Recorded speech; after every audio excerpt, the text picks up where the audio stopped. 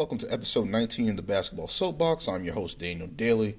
In this one, I'll be covering the latest KD news, LeBron's extension, Laker trades, Skip Bayless throwing stones and hiding his hands, and most importantly, the NBA schedule has been released. I can't wait to talk about it. Let's get into it.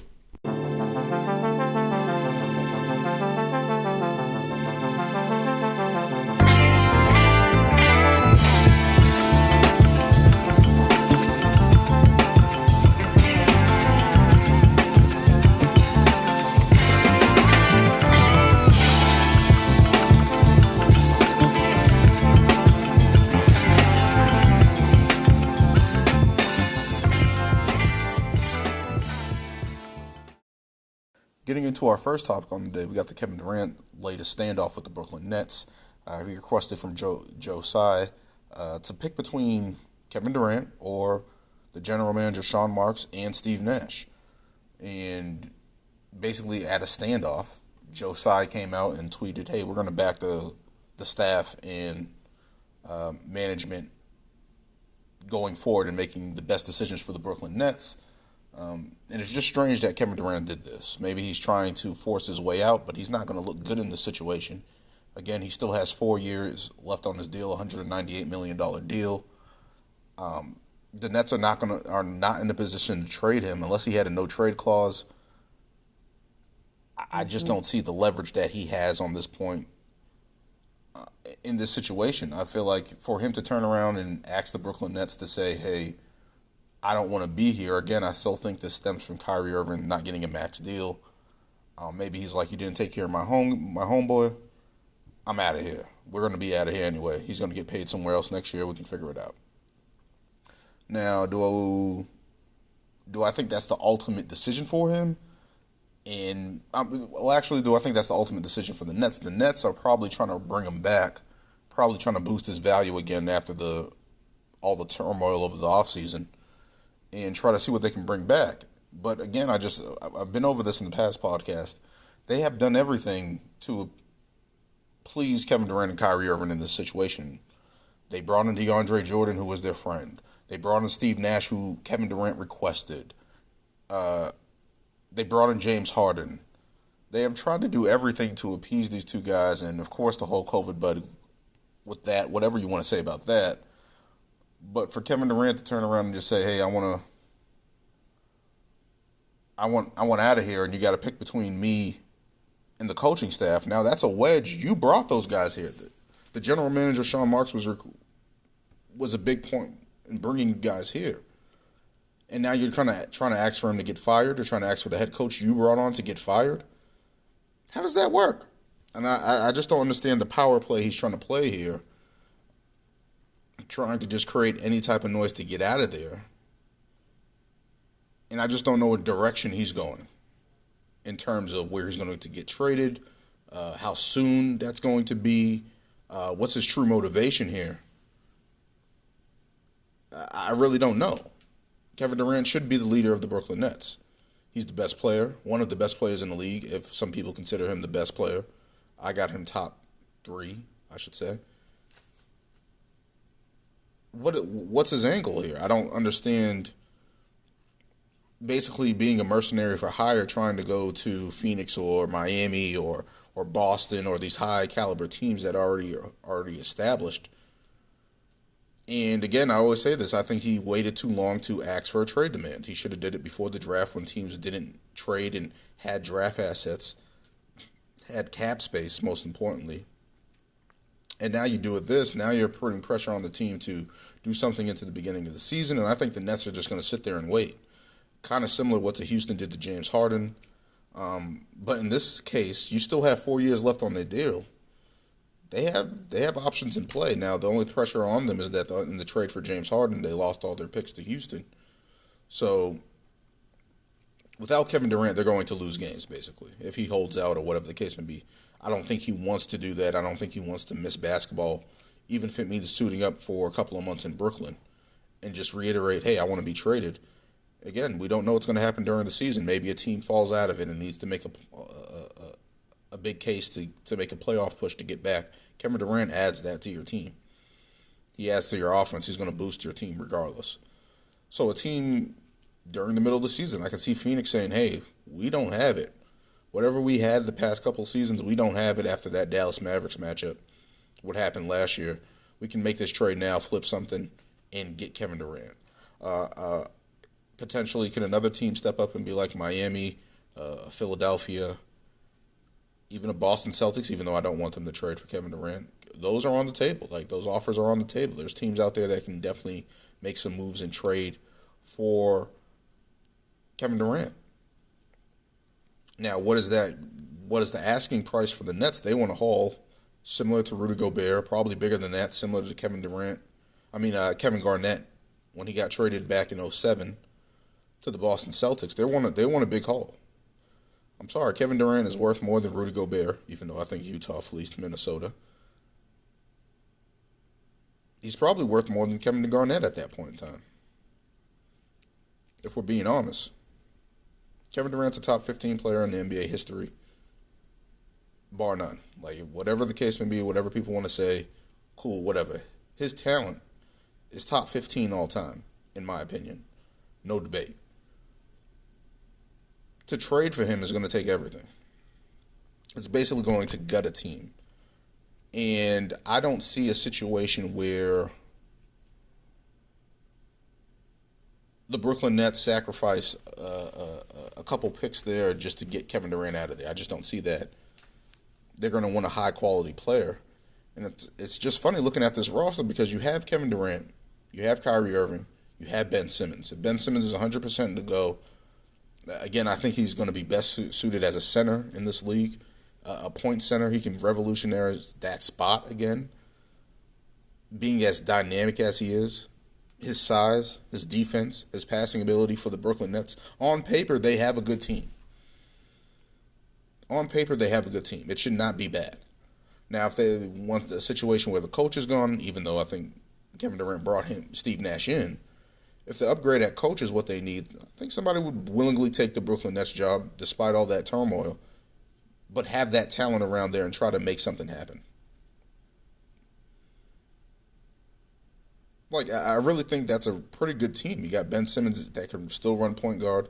Kyrie Irving can be an off-ball guard, be a guard for that team with Kevin Durant and have shooters. They still have Steph Curry. Joe Harris is coming back. Nick Claxton building off last season. They still have something there. They just have to fix it. Now, whether Kevin Durant or Kyrie Irving is going to be a part of that is remain to be seen. But Brooklyn has to figure out what they're doing. Are they going to try to asset build and build around Ben Simmons? We've seen that in Philly. Is it going to be different in Brooklyn? Maybe a little different incubator for Ben Simmons. Maybe a place where he can gain his confidence back. Who knows? That's an option on the table. If you want to just clear house and just keep Ben Simmons and build around him, put around shooters around him, and trot that out there and try to get some assets back and get a good quality player and quality players to help out. That's a pathway that nobody's talking about. You did train James Harden for him. I believe he still has 3 years left on his deal. Is he going to be ready to go? We'll see. We haven't seen anything in preseason as yet. That hasn't started as yet. We haven't seen Ben Simmons pick up a basketball since roughly 2 years ago in the playoffs. So there's definitely a lot of turmoil and uncertainty with the Brooklyn Nets. And Kevin Durant basically making that demand, I don't know what angle he's playing at. I don't know how he's helping his case or his situation. I think he should be trying to work every situation with the Brooklyn Nets to make sure, hey, I'm getting you guys the best deal possible and I'm getting in the best situation I want. Both sides get what they want in this situation, but I don't know how that's going to work. We'll see.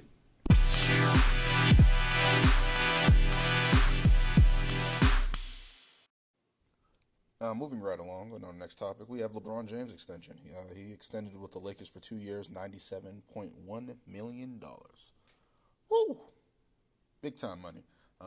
He will get $46 million in 2023-24 and a player option for $50 million in 24-25. Congrats to him. Big extension.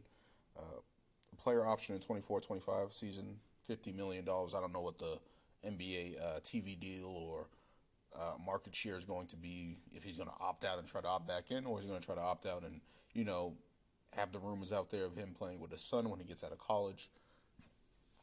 That's still 2 years away potentially. Uh, what's that? What's that pathway that's going to happen there? But he's going to be around with the Lakers for a little bit here, and he's going to be what?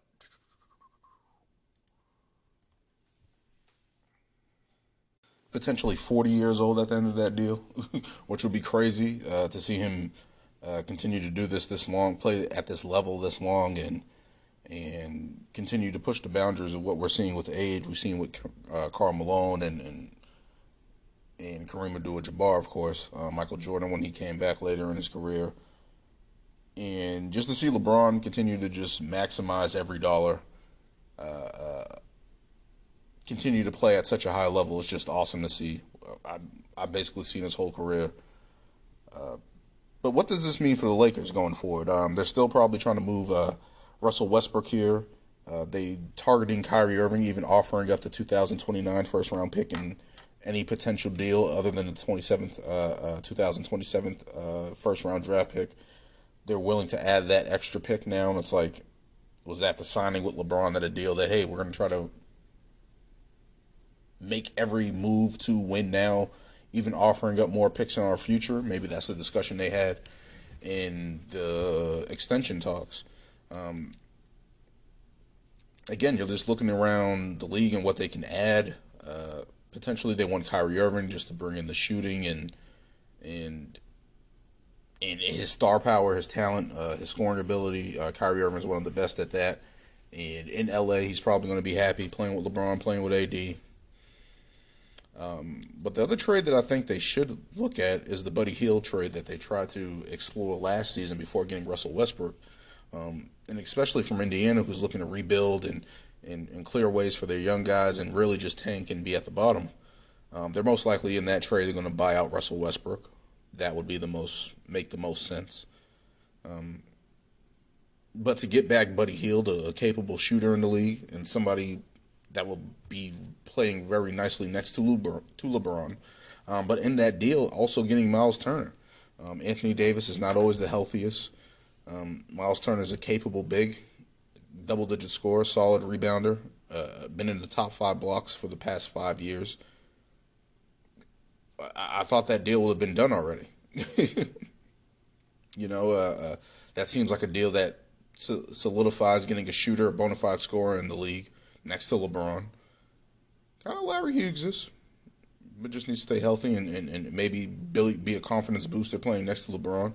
But also getting Miles Turner as insurance policy for Anthony Davis, who is often injured. And if you want to play a bigger man lineup where you can have your defense solidified up front, because if you have Anthony Davis and a shot blocker next to him, that's pretty good. Especially where defense was a struggle point for the Lakers last year. And to get a shooter, put LeBron back at that point forward role, I think that's the best move that they can make. Miles Turner can also spread the floor. He also is willing to shoot the three there. So you have pick and roll options there. He's a big man that can finish. And again, another double-digit scorer. A problem with the Lakers, their front court depth wasn't there, especially after Anthony Davis going down. It just wasn't there. They were just playing a bunch of has-beens at that position. So looking at the Lakers, it's like LeBron signs this max extension. What are your moves here? You're gonna try to basically move Russell Westbrook. He obviously doesn't fit on this roster, despite what head coach Darvin Ham is saying he wants Russ to get better at defensively and be doing other things. That's just not in Russell's cards. I'm pretty sure the Lakers are looking to move him. The willingness to include that extra first-round pick in any potential deal really signifies that Russell's days in Los Angeles are numbered. Most likely going to be bought out. I think that would be the best position for the Lakers and for them. I don't know what trade or what are they waiting for. Maybe they're waiting for close to the training camp. Maybe when things starting to pick back up. But Russell Westbrook entering training camp, I just don't see that as a good situation for the Lakers, especially when they know they want to trade him and Russell knows the Lakers want to trade him. So I think a deal's going to happen probably by September. late September. Probably there's probably going to be something reported in the middle of this in middle of September, but I definitely think something should be done. And those two deals on the table there for Kyrie Irving, including those picks, is that enough for Kyrie Irving?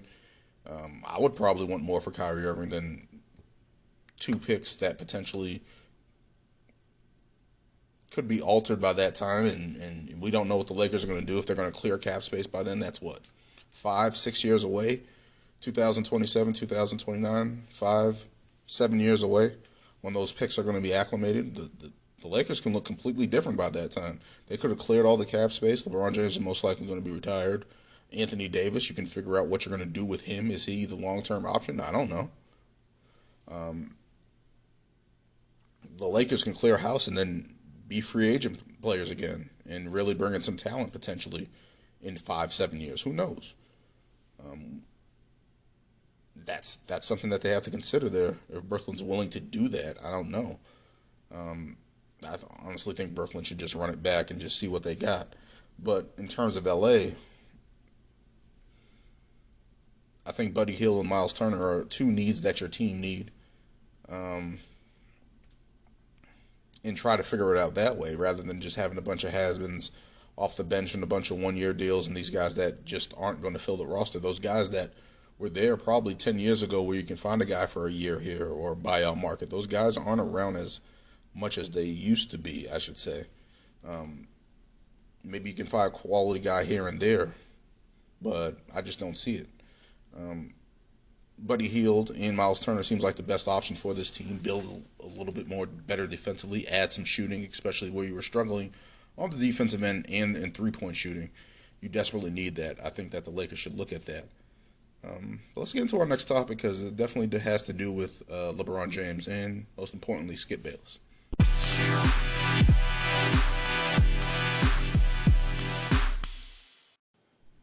All right, let's get to Skip Bayless.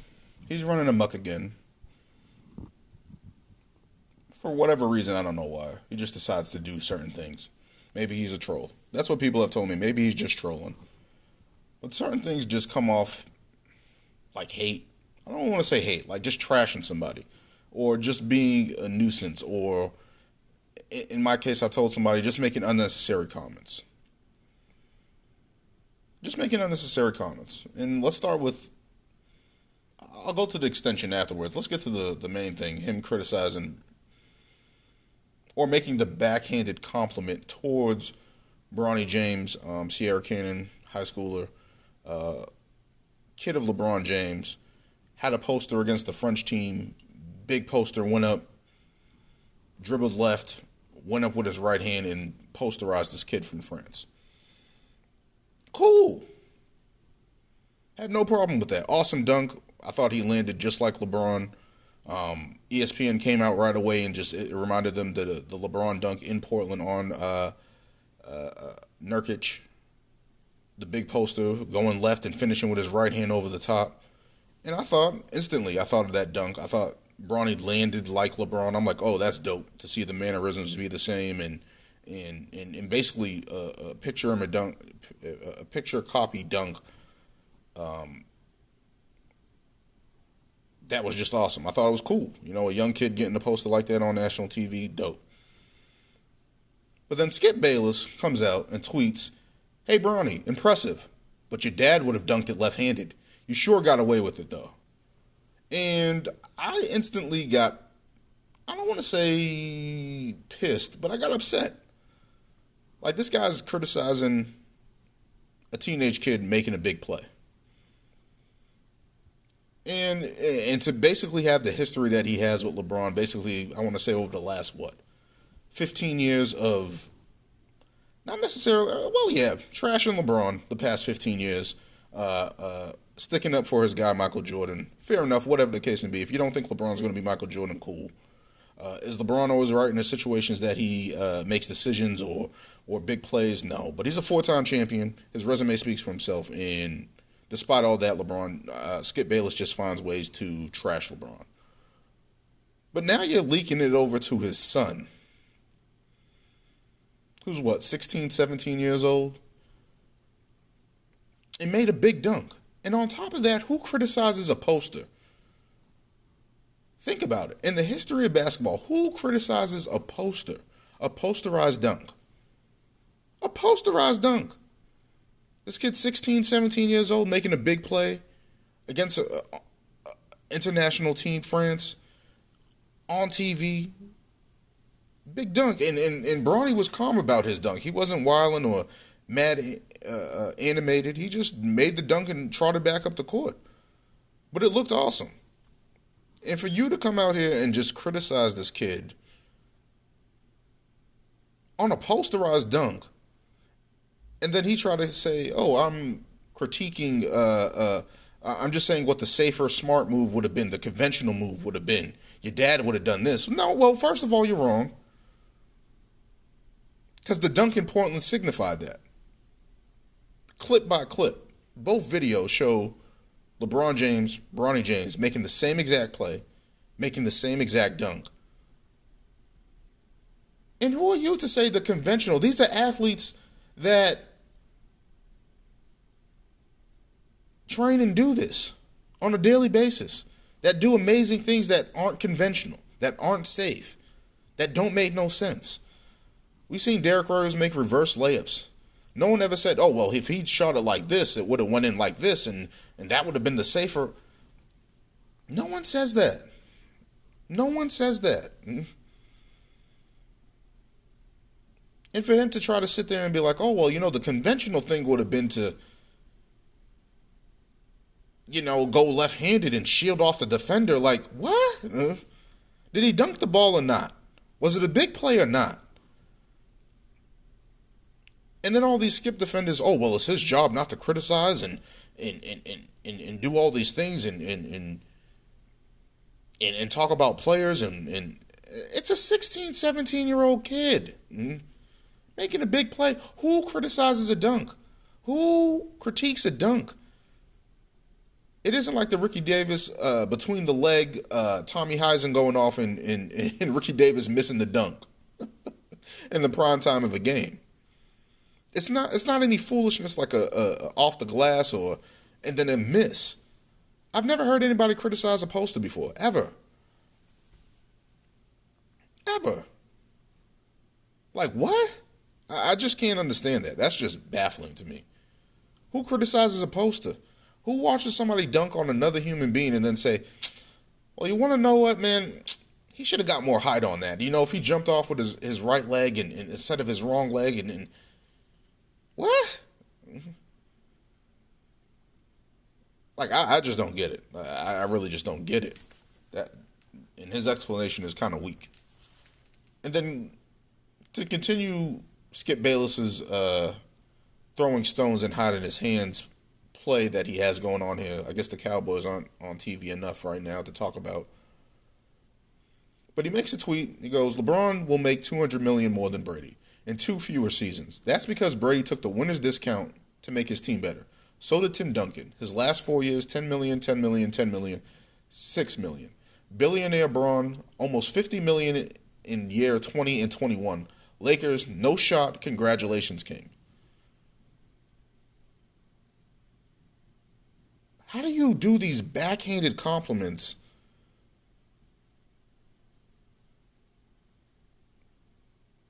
with no hesitation?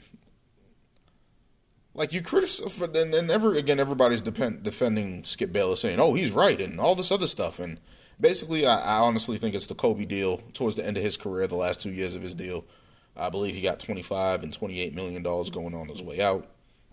LeBron James entering his last final years with the Lakers, extended, getting $46 million and $50 million with a player option. All right, cool. I'm not going to tell anybody not to get their money. Do I think some people are overpaid? Whatever the case may be. But that's a team offers you the money, you're not going to turn it down. Plain and simple. But Skip Bayless sitting here saying he's not taking the winner discount is just fucking insane. Look at LeBron James' career. He took less money in Miami. He took less money in Cleveland. He's taken shorter deals to maybe to hedge his bets and maybe have his 1 foot in, 1 foot out, whatever the case may be if you want to criticize him. But he's always been in a position to have the team make moves and make decisions. For better or for worse for some. But you criticize this guy in years 16, 17, 18, 19, the past couple of years, for always needing help and wanting this and doing this. Now he takes the max money, and now you're saying he's not making the winner's discount. He's not taking the winner's discount. If he would have took less money or took a significant amount of less money, you would have criticized him. It's a no-win situation in this game with you. If LeBron James took $20 million in order to bring somebody in, you would have lost your mind and said, oh, look at him trying to hedge his bets again. Look at him trying to get everybody. Da-da-da-da-da. When we just seen James Harden do that for P.J. Tucker and Daniel House in Philadelphia, we've seen other players do it throughout time. Tim Duncan, Tom Brady, like you mentioned, and all this other stuff. But if LeBron James took less money in those last 2 years, you would have lost it. You would have lost it. You would have lost your mind, Skip Bayless. And he's always sitting here trying to now act like he's innocent and making a point. And it's like, yo, dude, you're looking foolish. To some. Of course, there's some Skip defenders out there. But it's just like, you're really looking foolish right now. Like, legitimately looking foolish.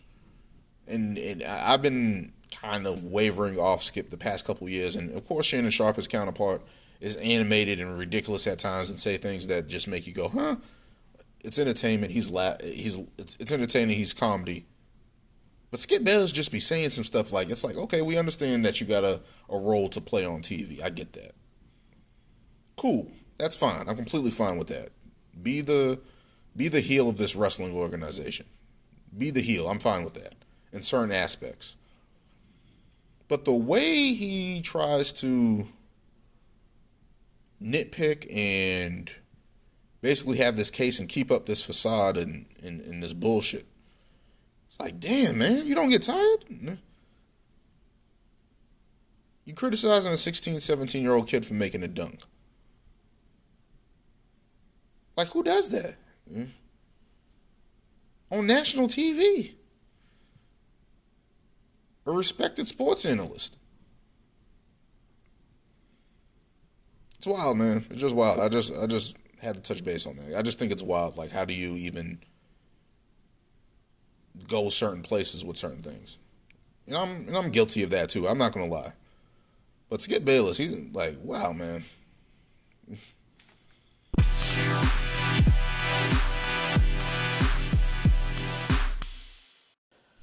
Now, the NBA schedule. It's been released. Games were announced. And I'm excited. I can't wait for the NBA season. Those Tuesdays in October when on TNT when those games come up with Ernie, Kenny, Shaq, and Chuck. That's one of my favorite days of the whole year, honestly. The NBA opening night, I can't wait for that. I want to get home. I want to make sure I'm in front of the TV. I want to make sure I see the games. That's number one priority on that day. Unless there's an event or a family thing. Of course, family comes first. But if everything's out the way, and everything's going right, and I'm out of work, and I'm on my way home, all I want to do is get home and see the game. I can't wait. I'm excited. October 18th, the NBA season starts off. Can't wait. You got the 76ers at Boston, the Eastern Conference champion, the retooled Philadelphia 76ers. I can't wait to see that game. It's going to be awesome. Everyone's probably going to be healthy. Everyone's going to be ready to go. That's going to be a battle. Embiid and James Harden versus Tatum and Brown. The additions of the Celtics, seeing them on that stage. The additions of even the Philadelphia 76ers with P.J. Tucker and Daniel House, how they're going to be in Philadelphia with James Harden. James Harden seems to be getting in the best shape of his life. Embiid's going to be ready. Robert Williams is going to be back. Seeing if the Celtics continue to build and get off on the right start, that's going to be awesome to see as a Celtics fan. It's going to be awesome. In Boston, I can't wait. October 18th, it's going to be fire. In the late night game, you got the Los Angeles Lakers versus the Golden State Warriors, the defending champions. Ring ceremony. Going to open out the season and get started. Those are the two games that are going to be high impact yet We'll see what the Lakers are at that point if they still have Russell Westbrook on the roster. But LeBron James, Anthony Davis versus Steph Curry, Klay Thompson, Draymond Green, Andrew Wiggins, Jordan Poole, and see if the Lakers can survive that one. But yeah, Golden State opening night, Celtics 76ers, a rivalry there. LeBron James, Steph Curry, two of the best players ever in the history of the game. Opening night, I can't wait. And then 2 nights later on Thursday, you got the Bucks versus the 76ers. And then you got the Battle of LA. The Clippers versus the Lakers. On ESPN on Friday, you got Boston at Miami and Denver at Golden State. 2 playoff matchups that are going to pick up there. Can't wait to see that. That's going to be awesome. Golden State has 42 national TV games on TV this year. Half of their games. More than half of their games are going to be on TV. Followed up by the Lakers at 39, Boston at 37, and the Sixers and Suns at 34. They have the most national televised games this season. All marquee teams, the Suns, seeing if they can hang on. I'm still wary of the Suns this year. Being a marquee team like that, of course, they're going to be a top team in the league, but just the instability that they showed last season, especially in Dallas, it's going to be interesting to see how that plays out over the season. The 76ers seeing the revamped James Harden with Joel Embiid, finally looking like they get some rest and finally picking up. Boston, going to see if they can continue what they built off last year with their defense. Seeing the new additions in Gallinari and Malcolm Brogdon can bring to the table. 37 national TV games. And somehow the Lakers, who missed the playoffs, LeBron James is still able to bring all that credibility to the Lakers and publicity and TV. The Lakers get 39 games, despite missing the playoffs. Okay, I guess that's okay. Golden State with 42 national TV games. More than half of their games are going to be on national TV. That's crazy. The NBA loves Curry. They're pushing Curry right now, and I'm not mad at it. But damn, 42 national TV games. TNT, ESPN, ABC, etc., etc. NBA TV as well. Wild, man. That's wild. 42 games? That's crazy. You got the Martin Luther King Day games on January 16th. Atlanta versus Miami. That was a first-round matchup last year. We'll see how the Hawks can pick up with Javante Murray by that time. We'll see if John Collins is still on the roster. You got Trae Young, Jimmy Butler, seeing what the Heat are going to be. And then the second game, we got the Suns versus Memphis on January 16th in the Martin Luther King Jr. Day celebration game. John Morant versus Chris Paul, the old guard versus the new guard. Seeing if the Suns, Devin Booker and DeAndre Ayton going up against Steven Adams and Jaren Jackson Jr. and Desmond Bane and Brandon Clark. That's going to be an exciting game. Can't wait to see that. But the NBA added something this year, January 24th through the 28th, Rivalry Week. The NBA basically looked at the past matchups of the past couple seasons, last year, building off last year, and basically created a Rivalry Week, which I think is awesome, and I think they should continue to do forever. Everyone keeps saying that there's not enough rivalries in the NBA, and if you kind of follow the tea leaves of certain games and see the history of what's happening, they're still there. They just have to pop up at the right times, like the playoffs happened last year, and this is what the league needs to do in order to keep that going. You got Boston versus Miami. They met in the conference finals in the bubble year and last year. Definitely some animosity there. These two teams that are willing to win. Pat Riley, he's going to push those guys to the edge to beat the Boston Celtics. I can't wait to see that. That's going to be an intense matchup. And then the Clippers in LA, Battle of LA, of course. And I found this little tidbit there that the Lakers have not beaten the Clippers since June 30th, 2020. So despite Paul George and Kawhi Leonard missing games and all that, the Lakers haven't won nearly in 2 years against the Clippers. Now, that's a rivalry, of course. Kawhi went to the Clippers after the championship with Toronto in 2019. Went out to L.A. and said he's going to take over, basically with the New Balance commercial with the crown hanging from the car. The steering wheel and all that, and the commercials with New Balance basically saying he's going to take over L.A. and all this other stuff. And we haven't really seen it outside that first matchup that we saw a couple years ago. And it's like, damn, we want to see these matchups. Like, you got John Wall You got coming back. You got Paul George, Kawhi Leonard on one side. You got potentially Russell Westbrook, LeBron James, and Anthony Davis on the other. I don't care who you are. That is a big time matchup, and especially in LA, where they share the same building. The Clippers are going to be trying to move in a couple years. This is going to be awesome. Like, I want to see that game. That game's stepping up. Brooklyn versus 76ers during the week is going to be there. And those matchups have always been intense, especially the trash talking between Kevin Durant and Joel Embiid. If Kevin Durant's still on the roster, if Brooklyn is still good, and if Ben Simmons is 100% healthy. There's a lot of storylines going into this game that I think are huge. Really huge. The whole fallout of James Harden winning out of Brooklyn. It's funny because Kevin Durant and James Harden were still partying together and practicing together this past week. So that's interesting to see. But Ben Simmons, how he fits in that. I believe the game's going to be in Philly. Ben Simmons returning to Philly, they're going to be hostile. This is the same crowd that tried to beat up Santa Claus, booed Santa Claus. Philadelphia is unremorseful as the fan base, so we'll see how that goes. We got Memphis versus Golden State, and that's going to be a big game. That's going to be a big game just because the trash talking between John Morant and Draymond Green over the past season. The young team in the West going up against the old guard in the West and the Warriors.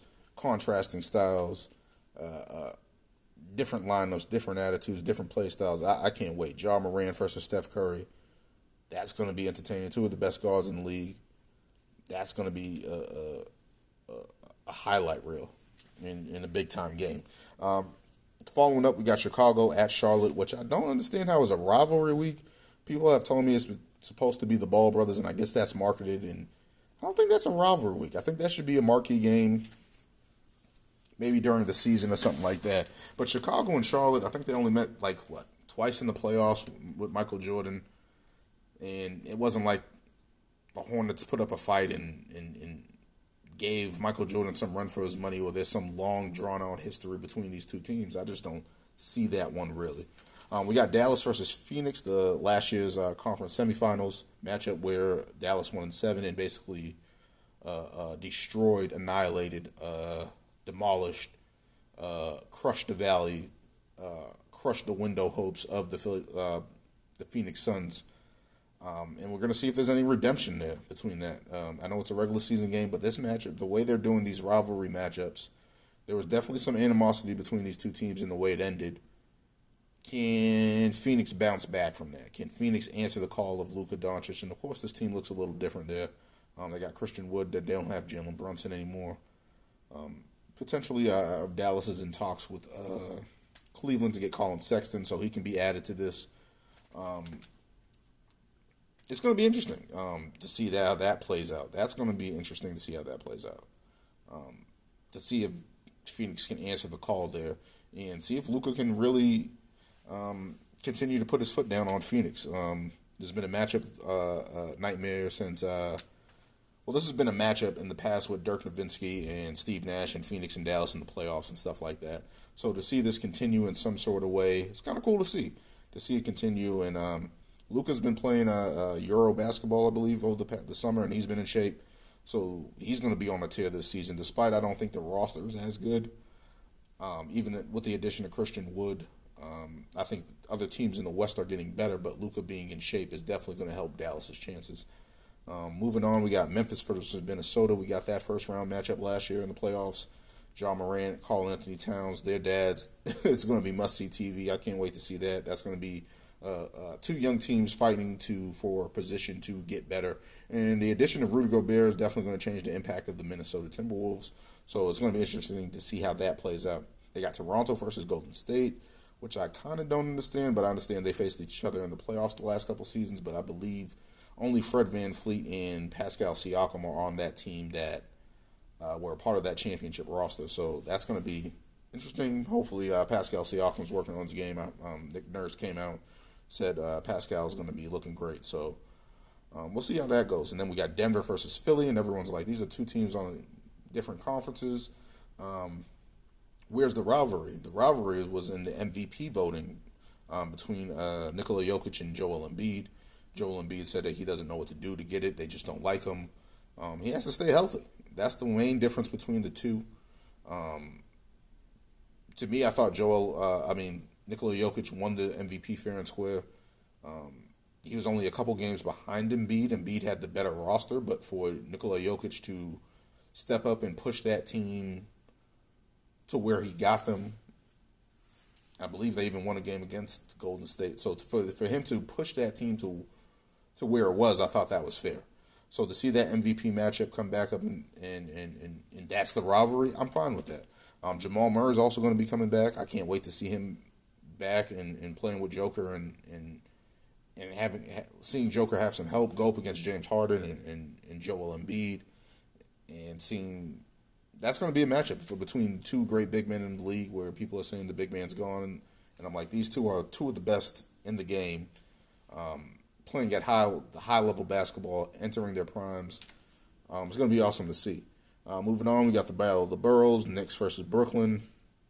If the Knicks are anything, if they can figure out a way to get Donovan Mitchell, at least it will be an entertaining game. We'll see how Brooklyn is doing with Kevin Durant and Kyrie Irving, of course. But finally, we got the Lakers versus the Celtics. That's what they're ending rivalry week with. Lakers versus the Celtics. You can't open up the NBA history book without looking at that rivalry. And even where whatever stages the Lakers are in or the Celtics are in, as a Celtics fan, I want the Celtics to beat the Lakers' ass. Plain and simple. Plain and simple. Rivalry week, trash talk all these Laker fans, and be a marquee game that everyone can go to and see and talk trash. And I hope the Celtics kick their ass. Oh, Jason Tatum, Jaylen Brown, Robert Williams, Al Horford, Marcus Smart, all these guys just steamroll the Lakers. Please do it. And that's rivalry week. And I like that because the Celtics, the league is looking at storylines during the season, looking at past matchups, and putting them in a week where it's going to be contested. Those games will matter. I think that's very important for the league going forward, and I think that's awesome. I just think it's awesome. I think it's a good blueprint going forward each season to look at past storylines and build these rivalries and make the NBA. That part has always been missing, especially with player movement and stuff like that. And I think that's just awesome. I think it's awesome that they do that, and it's going to be entertaining. I didn't want to leave out Christmas Day. We got the 76ers versus the Knicks. I don't think the Knicks should be on Christmas Day unless they got Donovan Mitchell and are playing well. I don't think the Knicks should be on Christmas Day. Honestly, I understand that they're like the Detroit Lions and the Dallas Cowboys. They got to be on there, but until the Knicks do something of substance, I think a younger team should be in there. They can find somebody. A Cleveland, a Chicago, a Minnesota, Miami. Miami is not here on Christmas Day. Who doesn't want to, first of all, as NBA players, who doesn't want to go for Miami for Christmas? I don't know. If you ask anybody, they probably all say yes if we're going to play a game. And to put the Knicks there, I just don't. Come on, league. That's the one fail you guys are going to have right now. You can't have the Knicks on Christmas Day.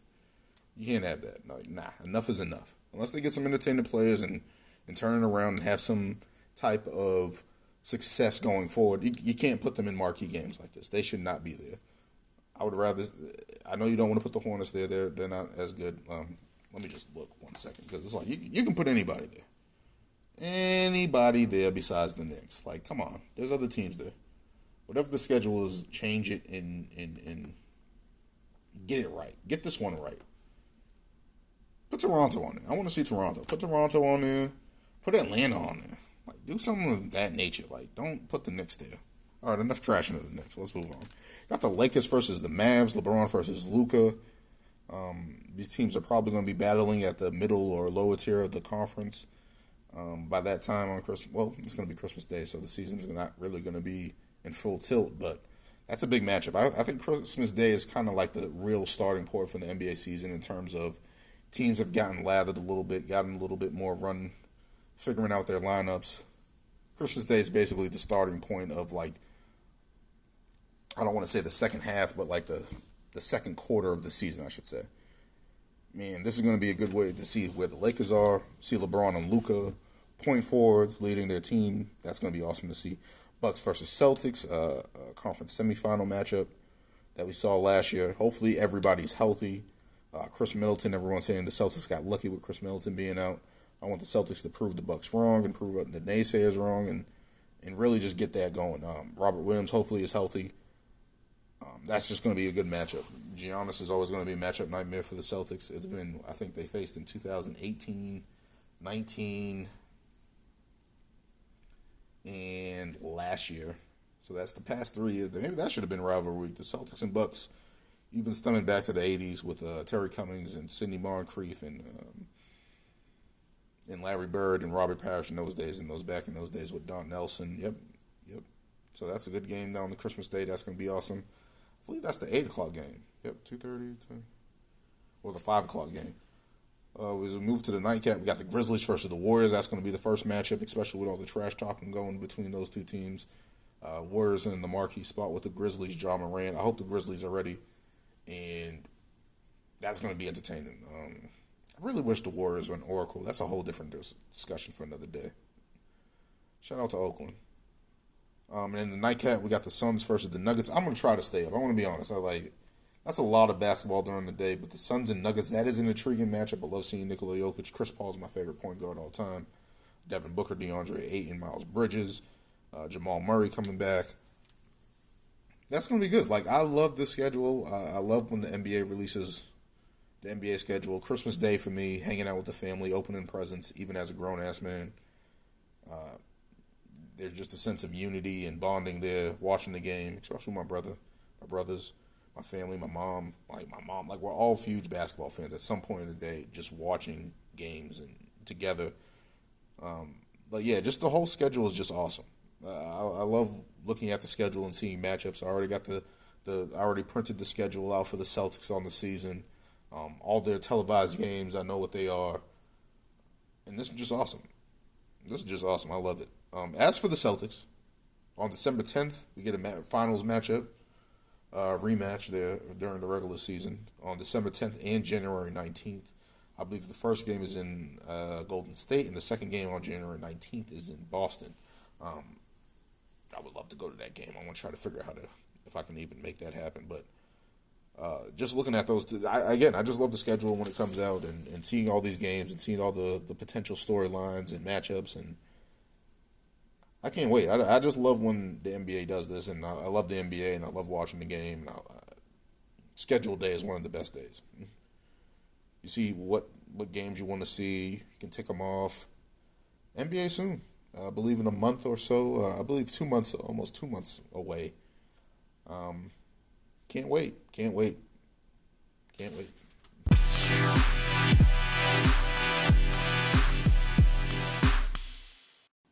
And that will do it for episode 19 of the Basketball Soapbox. Until next time, if you want to check out what I'm doing on YouTube, I have a couple videos up there. I'm doing the Eastern Conference breakdown. I did the Indiana Pacers already. Orlando Magic should be up soon. I'm trying to figure out what next team I should do at the bottom of there. I got the Wizards, the Knicks, and the Charlotte Hornets. I think Detroit's going to be a little bit ahead of those teams there. But Washington should be a better team, so the Hornets might have to slip. I might have to talk about the Hornets next. I don't know. I'm trying to figure this as I go. I got my the playoff teams I have sorted out. It's the bottom of the conferences I have to kind of tinker and move around and figure out what to do. But if you want to check that out on YouTube, the Basketball Soapbox on YouTube and Spotify, check that out. And I'll keep doing the Eastern Conference breakdowns, and I'll try to find a new topic to talk about as the NBA season approaches. Training camp, preseason, we'll see how that goes.